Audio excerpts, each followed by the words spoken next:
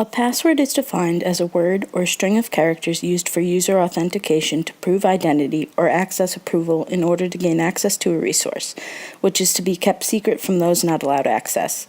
That being said, passwords are an essential part of security, so password strength and security is a huge concern for both individuals and companies in order to keep sensitive information safe.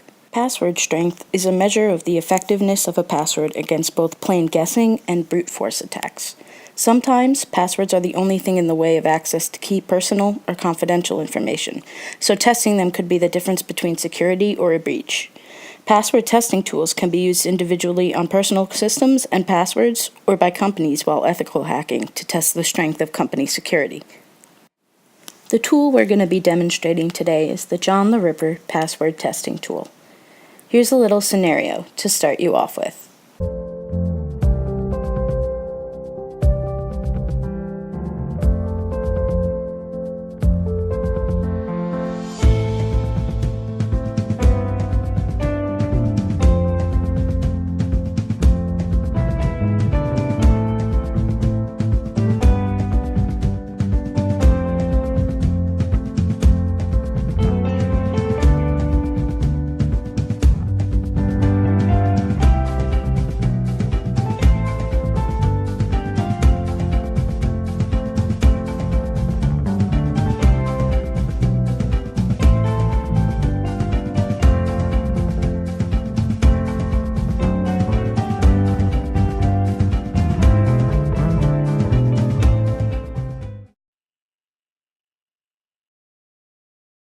John the Ripper is a free and open-source password testing software tool, distributed primarily in source code form.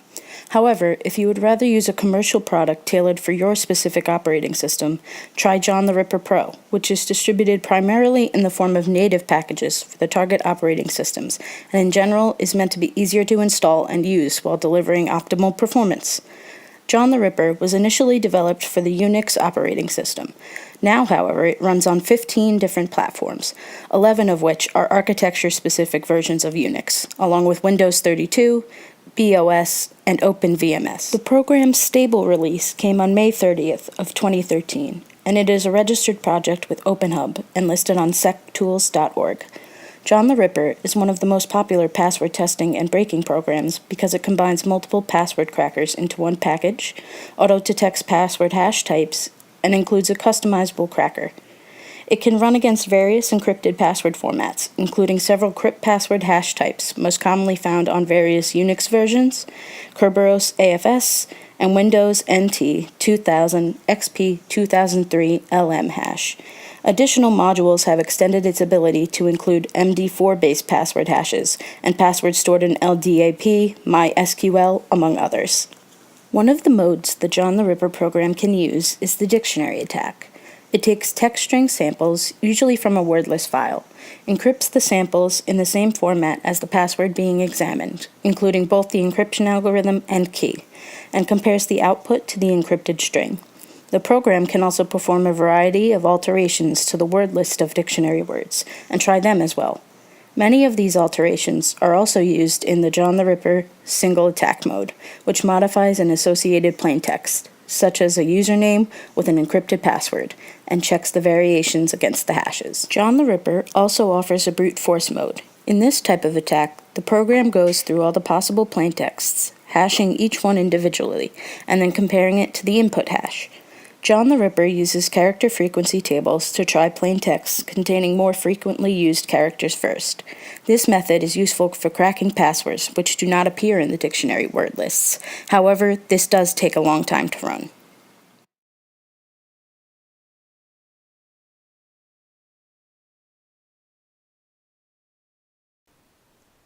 Okay, so the first thing I'm going to do is I'm going to show you guys how to get to the actual website. So I have an incognito window open.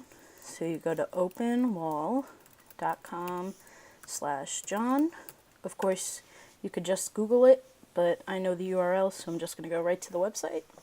So this is the main page, and you have the Pro options. These are the ones you pay for. So you have Linux, your Mac, the Windows Hash Suite. So like, I don't see. Okay. So as you can see, it's very inexpensive if you do want to go for the Pro version. I'm on my Mac right now, so I can't download the Windows one, but I'm not going to download yet. So this is all of the upgrades and everything else. And if you go back, here are the free versions. You got the signatures as well. You got all of these. So this is the one that's downloaded on my Windows computer right now, which I will show you guys in a little bit. Another great thing that the website has is that you can see right here that they have their own collection of word lists.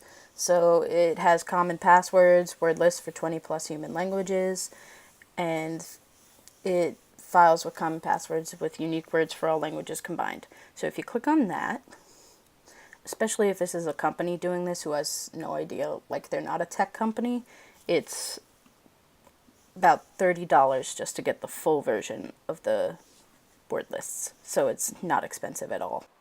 Okay, so now this is my PC, so I'm going to show you how to download. So you go to the openwall.com/John. Again, under the free versions, you're going to go to the Windows one. So I already clicked it and it downloaded into my browser, so you can see right here. I'm just going to click and drag it. Alright, then we just extract it to the desktop for right now.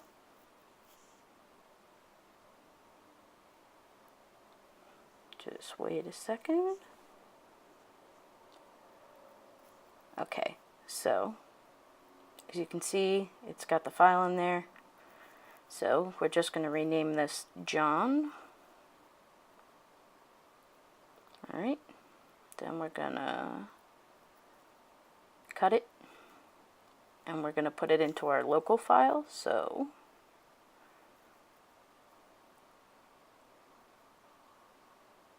paste it right here. Okay, so you can see in there is the John 179, and then there's the run stuff that has all the other things in it. Okay, open a command. We'll copy one into the John file. Paste one into the John file. The shortcut. Then we'll open a command prompt. Okay. As you can see, mine already says John, but that's because this was my dad's desktop and his name is John. So we're going to get out of that. Then we're going to go to the John folder. Then we're going to go into the 179. Then run. And then we're going to go to John.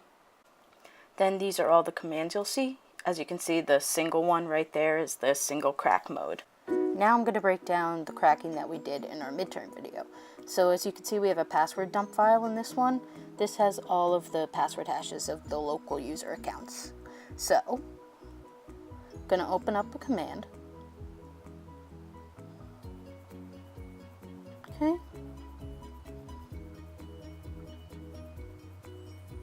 Then you're going to change the directory to get to the files, but this time we're going to a test file, a test text file, which you'll see in a minute.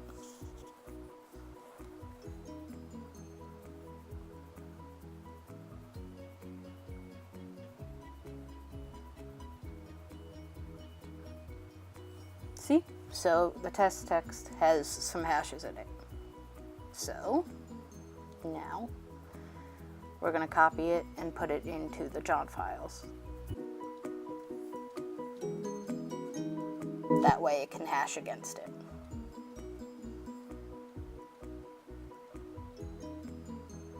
Now we're going to go into the John program.